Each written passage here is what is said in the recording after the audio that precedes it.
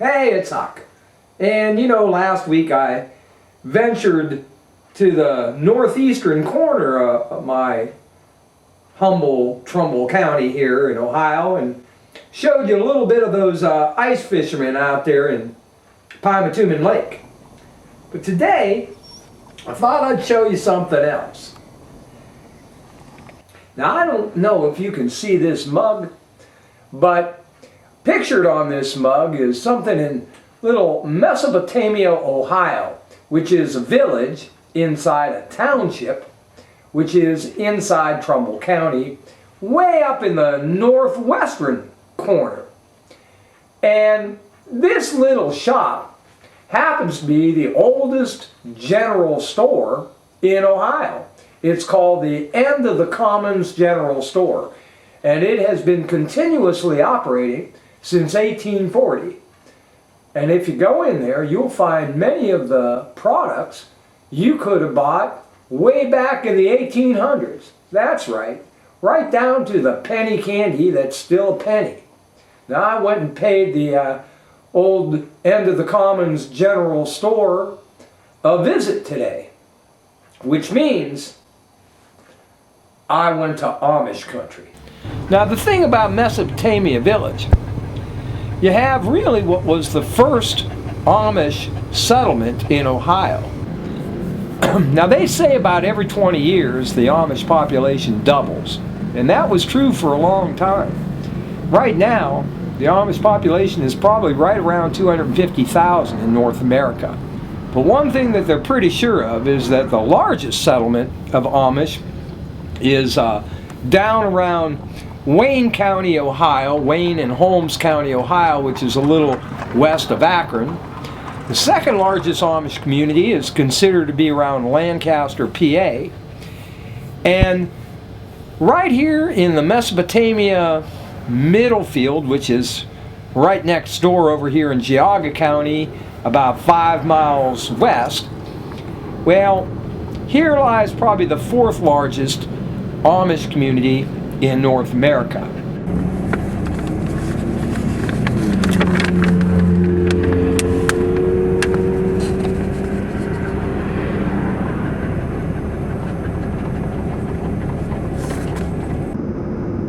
Right here in Mesopotamia Village, you got about 2,000 Amish families.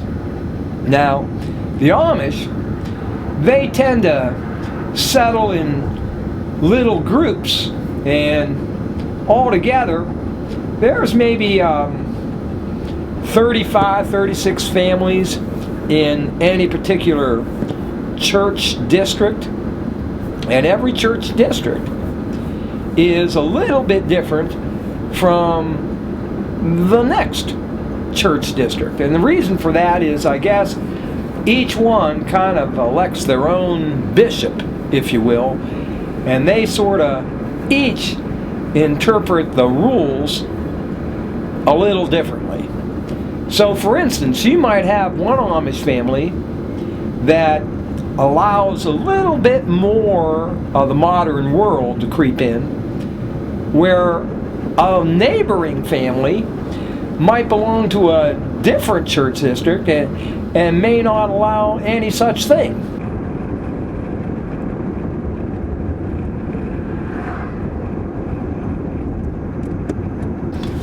Now, there's a myth that says that the Amish have been losing a lot of their young folks to the modern world. Right here in the Mesopotamia Township area, you got about 2,000 Amish families, probably a bit more than that. And they're still retaining about 70% of their members from generation to generation, which, among other religions, that's pretty doggone good if you think about it.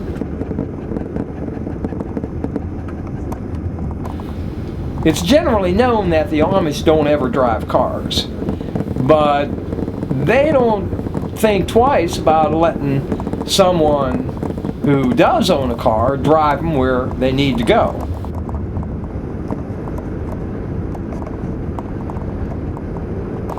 Now, there are about 3 or 4 different types of Amish. The strictest are called the Old Order.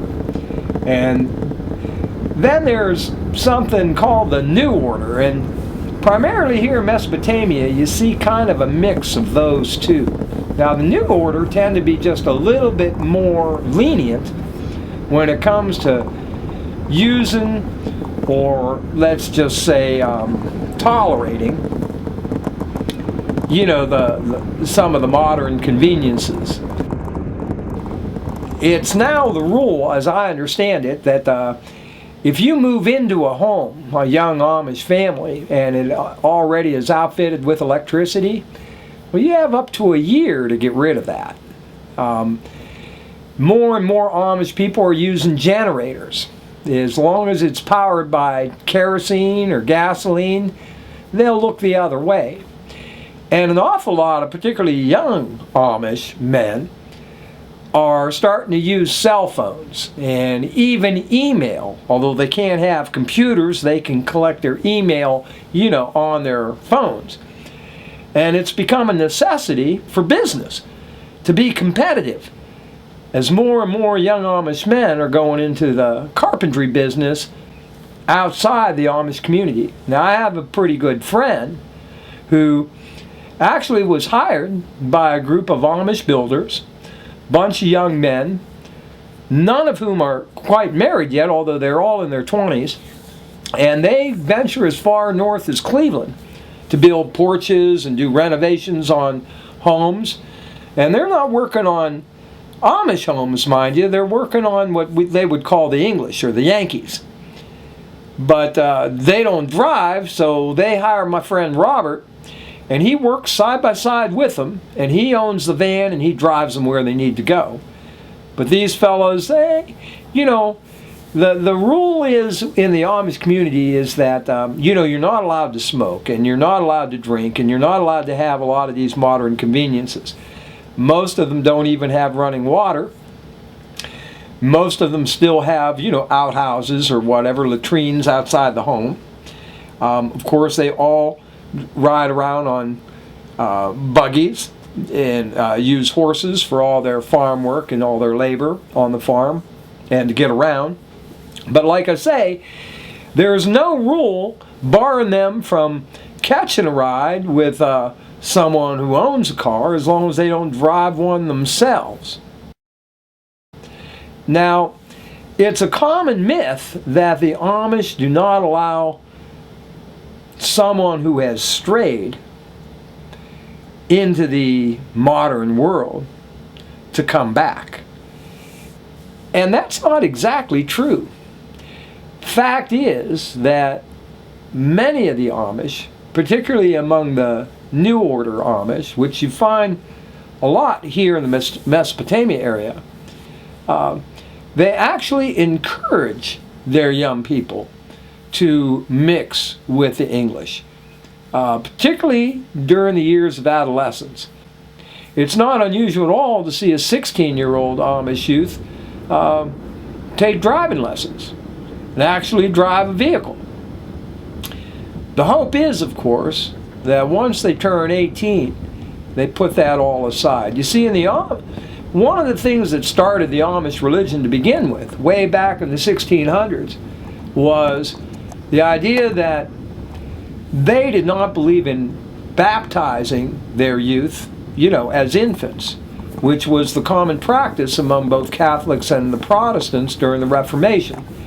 And so it was a group that kind of broke off from that said, you know, we don't believe you should be baptized until you're an adult and really know what the heck you believe in. And so it's the custom, in fact, it's the rule in the Amish community that they don't actually declare their devotion to their way of life and become baptized into their religion until they turn 18. The things that are most important in the Amish order is that they are obedient and submissive to their God, that they show humility, that they show a thriftiness and simplicity in their lives. Here in Mesopotamia, there are about 21 separate church districts. And like I say, each one of them is just a little bit different than the other. And here, because they are so intertwined with the community around them, they interact every day with us Yankees. So much so that they even have some community events that are not solely Amish, but mix the two. In fact, the day before I came up here, there was at the local high school a rather special annual event, and it was a donkey basketball game. I don't know if you've ever seen that, but it's where they play basketball on a basketball court, and it was a game featuring Amish boys and young men against their Yankee brothers. They do not allow telephones in the homes, but they do allow them at times to be put in little shanties or little booths that are like in a centrally located spot, such as an unlocked barn or a little shed, maybe near the Amish school. Now, most children go to school until 8th grade, and they are generally taught by one of the Amish ladies who similarly has an 8th grade education. But more and more we're starting to see some Amish men particularly go on to get a higher education. When the Amish go to church, they're required to attend church about every 2 weeks. So about every other Sunday they attend a service. And it's not really an evangelical type of service. And every 2 weeks it's a different family among the particular church district that hosts the service. And this goes all the way back to the very beginnings of the Amish movement, the Anabaptists as they were called back in Germany at the time. See, they were persecuted for their beliefs. And that's one of the reasons why they came to North America in the first place. And of course back then they had to meet privately in homes. They couldn't meet out in the open. And so they have kept that tradition to this day. Well, I hope you've enjoyed this little tour of Mesopotamia Township here in Trumbull County, Ohio. Now, I want to assure you that no Amish were harmed during the filming of this video. And in truth, while Amish do not necessarily like to be photographed, and they find the whole idea of photography and filming to be somewhat against their religion, if you will, a sort of graven image, if you know what I mean. The truth is, tourism is big here, and they are accepting of the fact that from time to time they're going to have some film shot of themselves, and even maybe some photographs. And as long as you do it, from a distance, and you don't, ask them to pose or to smile or to get real close to them while you're doing it. I, for instance, have been turning my camera away. They can see I'm filming, but as they approach, I turn the camera away. And in all truthfulness, they seem to be very accepting of the fact that I'm trying to be respectful. Anyway, I'm Huck. Thanks a lot for watching. See you again real soon.